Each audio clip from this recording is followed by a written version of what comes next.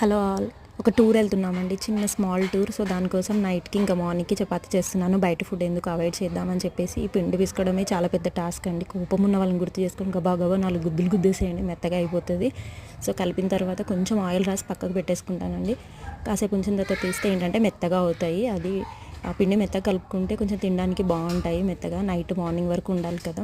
ఇంకా చేశాక ఒకప్పుడైతే నాకు ఇండియా మ్యాప్స్, ఆ మ్యాప్స్ ఇవన్నీ వస్తుండేవండి. ఇప్పుడైతే కొంచెం ఇంప్రూవ్ అయ్యాను. స్టిల్ ఇంకా రౌండ్గా రావండి ఇన్ని ఇయర్స్ అయినా కూడా. ఇవేంటంటే నేను చేశాక ప్లాస్టిక్ వాటర్లో పెట్టేసుకుంటానండి. మన దగ్గర ఐస్ క్రీమ్ బాక్సెస్ అవి ఉంటాయి కదా, అవి అయితే యూజ్ అండ్ త్రో. మళ్ళీ మోయడానికి కూడా బరువు అవసరం లేదు. జర్నీస్లో వాడాక తీసేసేయచ్చు. ఎలాగో నైట్ మార్నింగ్ వరకు తీసేస్తాను. ఇంకా దీనిలో కాంబినేషన్గా సొరకాయ చేసేసానండి. అంటే నాన్ వెజ్ అయితే చేయలేదు, వెళ్ళేది దేవుడి ప్లేస్ అనమాట. డీటెయిల్స్ నేను సబ్స్క్రైబ్ చేసి పెట్టుకోండి ఛానల్ని. నెక్స్ట్ వీడియోలో చూపిస్తాను ఎక్కడికి వెళ్తున్నాము, ఆ టూర్ డీటెయిల్స్ అండి. Thanks for watching.